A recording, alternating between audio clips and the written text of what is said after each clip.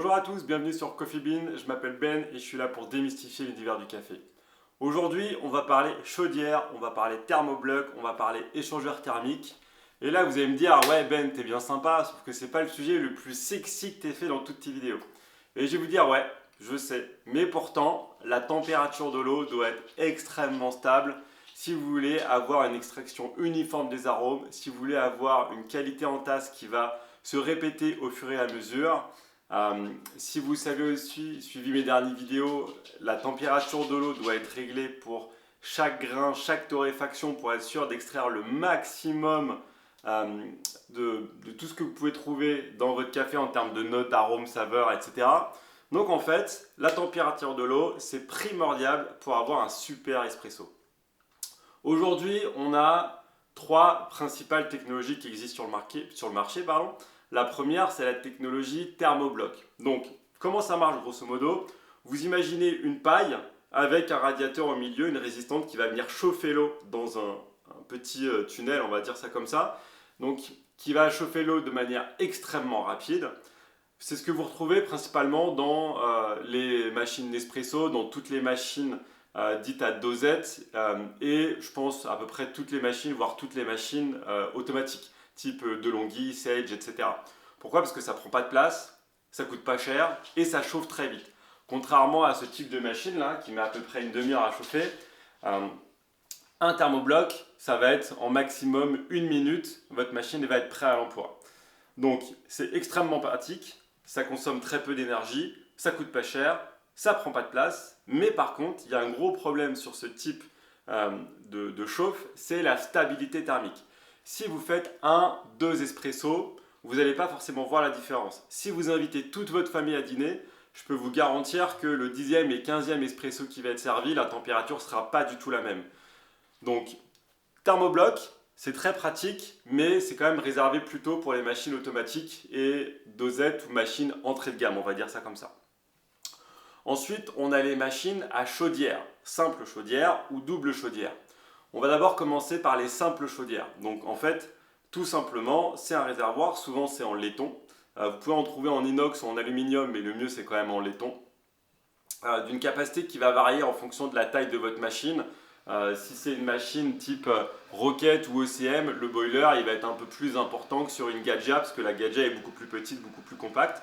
Mais grosso modo, c'est la même chose. Donc, l'avantage de la chaudière, simple, c'est que grosso modo, en fonction de la taille, ça ne prend pas beaucoup de place.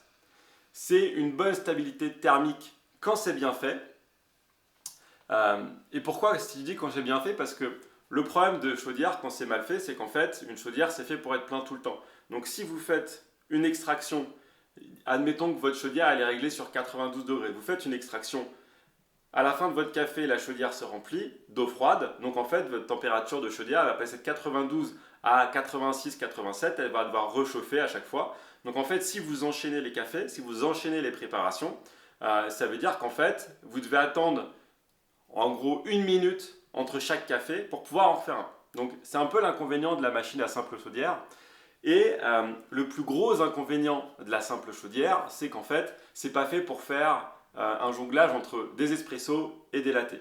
Pourquoi? Parce que c'est la même chaudière, sauf qu'une chaudière pour faire du café et une chaudière pour faire de la vapeur, c'est pas du tout la même température. Donc, toujours dans l'esprit, vous recevez votre famille à dîner, vous leur faites un café, vous commencez vos extractions, donc vous faites 5, 10 cafés, etc.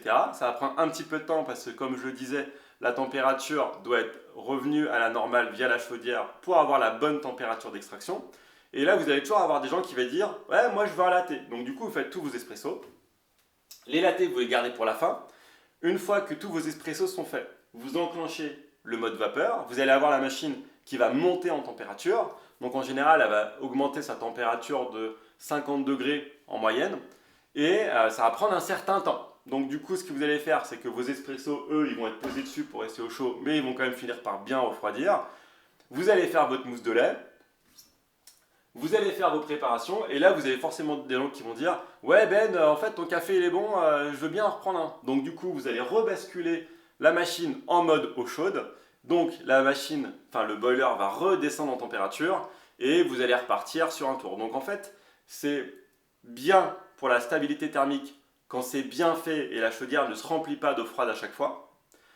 Ça prend pas trop de place, mais par contre, c'est vrai que c'est vraiment pas fait pour switcher entre café et latte. C'est pas possible, vous allez prendre trop de temps. Après, si vous êtes tout seul, que c'est le dimanche et que vous avez le temps, pourquoi pas.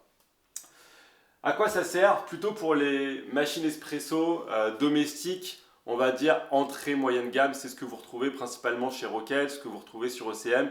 Toutes ces machines un petit peu de ce gabarit-là, le litre typiquement, entre 1000 et 2000 euros, c'est en général une simple chaudière. Ensuite, on va arriver à l'échangeur thermique, qui est encore un petit peu au-dessus. Donc l'échangeur thermique, c'est quoi? C'est une sorte un petit peu de bain-marie pour ceux qui connaissent un petit peu la cuisine. En gros, vous allez avoir une chaudière unique qui va être en général chauffée vers 130 degrés et un tuyau d'eau froide qui va passer au milieu. Et en fait, c'est l'eau chaude de la chaudière à 130 degrés qui va chauffer l'eau froide qui va servir à faire vos extractions. Ça a été créé par FEMA en 1961, je crois. Étonnant, hein, comme le groupe E61 qui est très bien connu. Petit aparté là-dessus, E61, 61 parce que créé en 1961, il n'y a pas de débat là-dessus. Le E, en fait, il y a un petit débat qui est assez marrant. Certains disent, et moi je fais partie de ce bord-là, ils disent que le E c'est pour Espresso 1961. Et d'autres disent qu'en fait c'est parce qu'en 1961 il y a eu une éclipse et du coup le E veut dire éclipse pour se remémorer un peu l'éclipse de cette année-là. On ferme la parenthèse. Le but en fait de l'échangeur thermique c'est de faire un petit peu le meilleur des deux mondes entre le thermobleck et la simple chaudière. L'avantage par rapport à une chaudière simple, c'est qu'en fait, vous pouvez faire du café et de la vapeur en simultané. Donc du coup, c'est quand même beaucoup plus pratique. Vous pouvez faire vos préparations en même temps. Et ça fait aussi des économies d'énergie, parce que du coup, vous n'avez qu'une chaudière qui sert pour chauffer la vapeur et l'eau chaude. Donc du coup, c'est quand même plutôt pas mal. Et là, c'est pareil. Si c'est bien fait, vous allez avoir une stabilité thermique qui va être assez incroyable et qui va vous permettre d'enchaîner les extractions sans trop de problèmes. Par contre, si jamais vous avez des machines échangeurs thermiques entrée moyenne gamme, en fait, du coup, le problème, c'est que la température d'eau chaude va être liée directement à la température de la chaudière et l'eau froide qui va passer entre les deux. Et du coup, en fait, vous allez avoir une instabilité thermique, alors qui ne va pas être énorme forcément, mais si vous enchaînez la vapeur et l'eau chaude en même temps, le temps que la chaudière se remplisse, si c'est mal fait, elle ne va pas être stable en termes de température, donc votre eau froide ne va pas être chauffée de manière stable dedans, et ça va créer du coup un gros gap au fur et à mesure. Donc c'est comme tout, quand c'est bien fait, c'est très pratique et ça fonctionne très bien. Quand c'est mal fait, vous allez avoir les mêmes problèmes d'instabilité thermique que sur une chaudière simple. Et enfin, on arrive à la double chaudière. Donc ce qui arrive dans ce type de machine, donc les doubles chaudières ont été instaurées par La Marzocco plutôt en 1970, donc un peu plus long, enfin 9 ans on va dire après le groupe 61. Et là en fait, ce qui est bien, c'est que vous avez une chaudière pour l'eau chaude, une chaudière pour la vapeur. Donc c'est pareil, quand c'est bien fait, stabilité thermique, génial, vous pouvez utiliser les deux en même temps. Rien ne vous empêche parce que du coup c'est des groupes séparés, c'est comme si vous aviez en gros deux machines en une machine. Donc du coup c'est extrêmement bien, c'est extrêmement fiable, c'est extrêmement stable. Par contre du coup, deux chaudières, eh ben, ça prend de la place et ça coûte beaucoup plus cher. Donc c'est réservé principalement pour les machines professionnelles. Tout ce que vous trouvez dans les cafés en général, c'est des machines à double chaudière. Et pour les machines prosumeurs haut de gamme, vous avez aussi une double chaudière, alors que l'échangeur technique, c'est plutôt les machines prosumeurs moyenne gamme, on va dire ça comme ça. Et c'est pareil, les machines pro que vous pouvez trouver dans certains coffees vont avoir l'échangeur thermique. Mais dans ce cas-là, c'est quand même quelque chose qui a été hyper fiabilisé. Donc voici les 4 principaux systèmes de chauffe. Après, vous avez le PID. Le PID, c'est pareil, c'est une invention qui a été faite par La Marzocco en 2005, donc c'est plus récent. Et en fait, le but du PID, c'est d'apporter un contrôle en termes de température sur votre système de chauffe. Donc le PID, c'est proportionnel intégral dérivé, quelque chose comme ça. Donc ça, c'est pour les mathématiques. Mais en gros, ça va regarder et ça va ajuster en permanence la puissance de chauffe pour faire en sorte que entre l'écart mesuré dans la chaudière et l'écart que vous avez mis, en fait, soit comblé et que, au final, ce système va calculer en fonction de tout ce que vous avez fait, tout ce que vous êtes en train de faire et tout ce que vous comptez faire, la meilleure manière de chauffer le groupe pour que la température soit la plus stable possible, même si vous enchaînez les extractions. Ça sert à ça le PID. Petit aparté, parce qu'on parle de chaudière, donc comme je l'avais dit, chaudière en laiton, sauf que du coup la chaudière c'est fait pour chauffer de l'eau, le thermobloc c'est fait pour chauffer de l'eau. Et là, du coup, comment on choisit son eau? C'est super important. Vous avez des eaux, typiquement moi je ne tourne que avec la Volvic. Pourquoi? Parce que la Volvic a un pH de 7, donc c'est un pH qui est neutre. Si vous avez des eaux qui vont être un peu plus acides, un peu plus amères, et bien du coup ça va rendre votre café un peu plus acide ou un peu plus amer.